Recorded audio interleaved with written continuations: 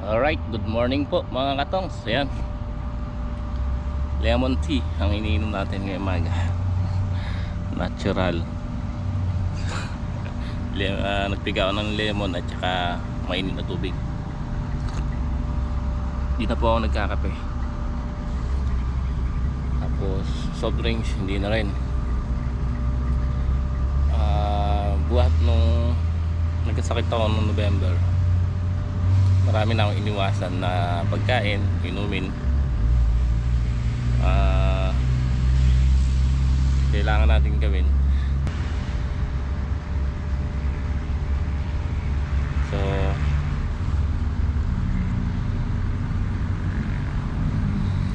ayan nga po, ngayong umaga nagpatuloy tayo dito sa pagpapatubig. So medyo mabagal ang tubig natin kasi itong butas na yan, kamuha nito po yan, basal. Pero yung mga nadiligan ko nung nabasa ko noong una, mabilis na.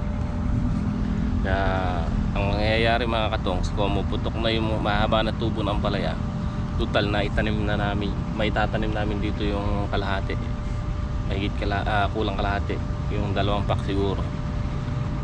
So yung 2 pack ipupunla ko na lang muna kasi kung babasa, hintayin natin mabasa yun, hahaba yung tubo ng buto. Kaya ito lang muna tatapusin ko, yung hindi ko nayari kagahapon. Tapos itatanim na namin yung mga hindi pa natamnan dito sa 6 na tudling. Then stop muna ako dito patubig. Habulin ko yung patubig dito sa okra. Babasahin na namin ng tubig to para mahulipan yung ibang hindi tumubo. Kaya ipupunla ko na lang muna yung itatanim natin dun sa kalahati. Hindi kakayanin kasi matagal magpatubig. Pagka nayari kami patubig dito sa okra, yun, tututukan na to. Siguro 2 araw to patubig. Tapos kukuha lang naman natin yung pupunlaan natin kahit medyo matagal yun kasi mga 2 linggo yun. Kaya may oras pa tayong patubigan to at saka pararo.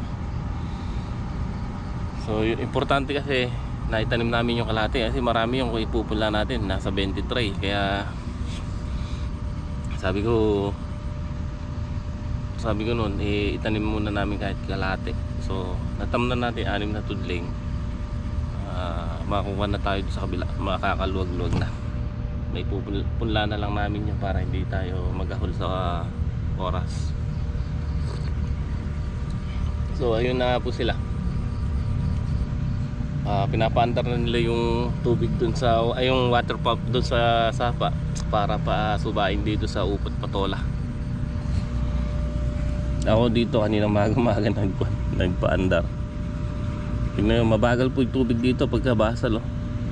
Tuyo kasi yung lupa. Pero doon sa unang napatubigan natin, mabilis na yan. So bukas, ayan, hilahan na rin ang tali nila utol. So paukaw na lang, patatali ko na lang sa bukawi yan. Bukas pwede ko nang pahararo to, itong naunang natubigan, para hindi na tumigas yung lupa. Pagka sinapaararo natin mga katongs, giginhawa yan, mabilis magiging tubig. Magkakaroon ng kanal dito sa gilid lang mismo ng tudling. Sa ngayon kasi mayroon magpatubig, basal, tagal tuyo po yan. Kaya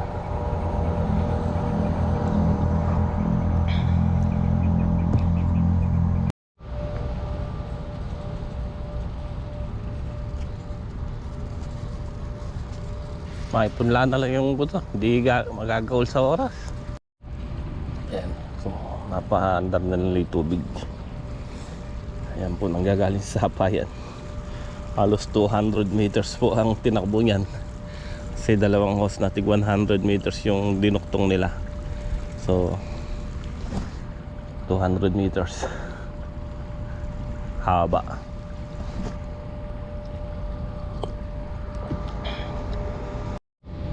Okay, ayan, tanghali na nga po. Nayari ko ng patubigan. Taniman muna kaya natin yan. Bahay, kasi marami pa yung pula doon, ano? Yung tira niya. Saan? Buto. Kasya na siguro doon yun, ano? So ito yung ating buto ng palay, oh. Bigla po nating ipupunla. Hindi kinakaya ng tubig, magkakadahon na yung buto natin, tulad nga kayayari lang natin matapos yung mga buktungan.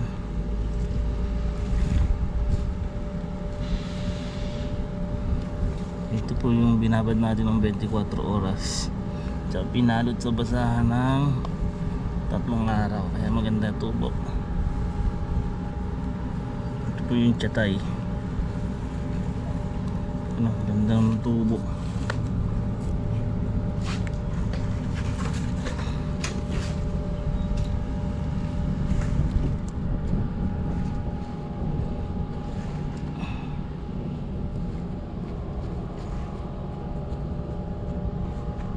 Seedling tray na ginagamit natin, pangampalaya talaga din, malalaki butas.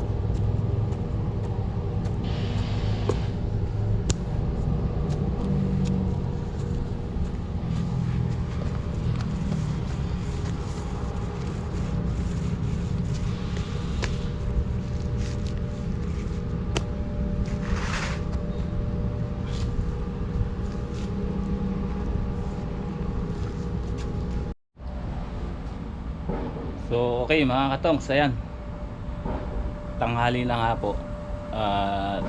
Pumunta ako si paring Jay dito, pinabili ko ng pakase ng mga gamot tsaka pataba.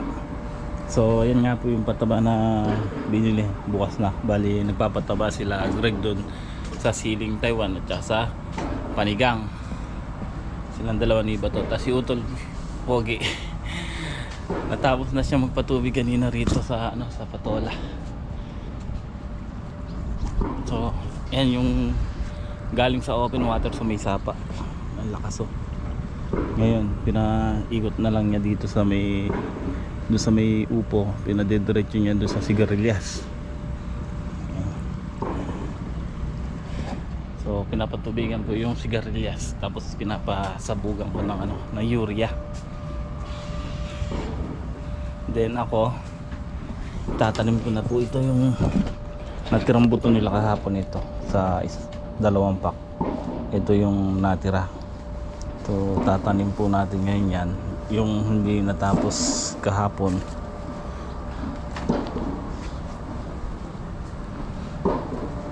Ay.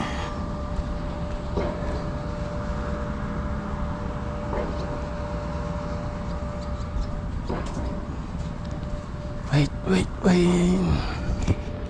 Pupunta tayo ng lupa kasi tatabunan natin ng lupa. So yun muna pinagawa natin sa kanila, at total yung kampo naman mga katongs pinunla na lang namin kasi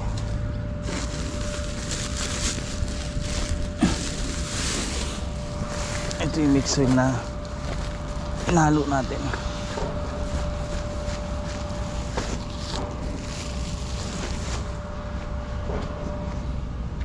Okay.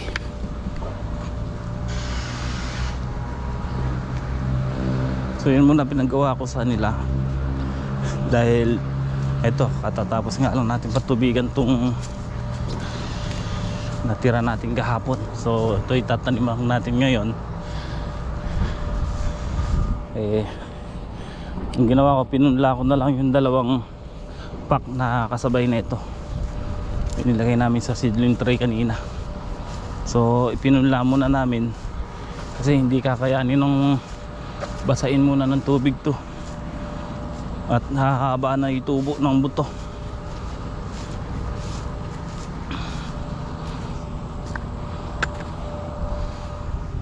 ito ang gagawin natin. Kakalkalin lang natin ng konti para muna itining. Tapos lalagyan natin ng buto.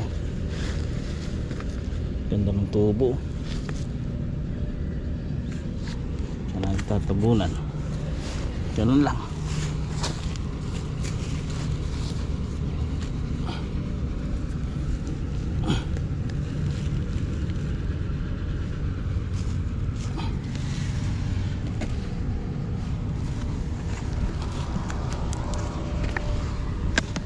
Mabilis lang naman ng taniman. Kahit ako lang, sabi ko sa nila, ako na lang magtatanim, magtatapos dito. Patubigan na nila yung, ay hindi, patabaan na nila yung sili.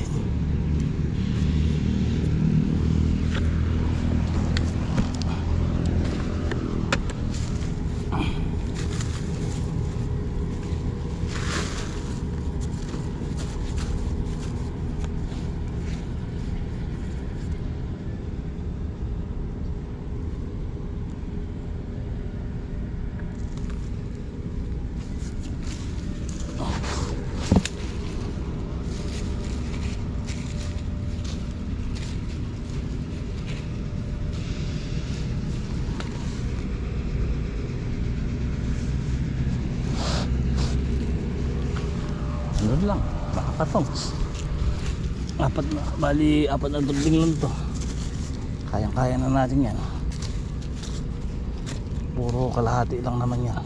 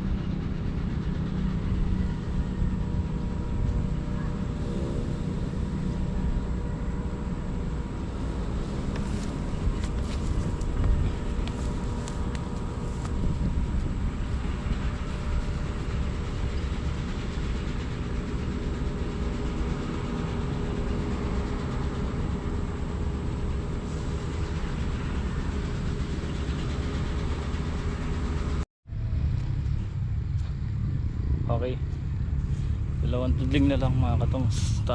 Lalagyan ko na lang ng soil mix dahil tinundos ko muna yung buto. Nahihirapan akong dalhin yung soil mix, mabigat. So ginawa ko, tinundos ko muna yung buto, tapos lalagyan ko na ng soil mix.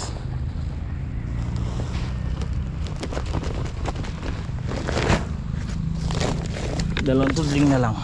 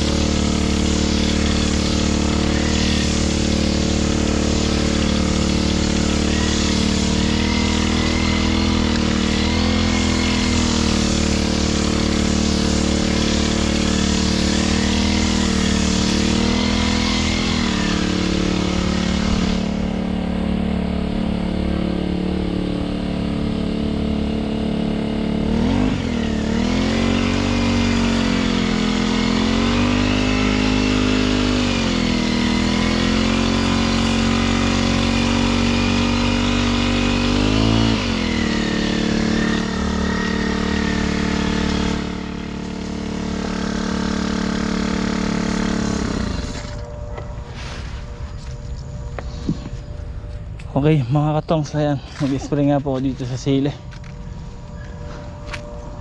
Spray tayo ng Pegasus para yung okra hindi rin madali ng hayop.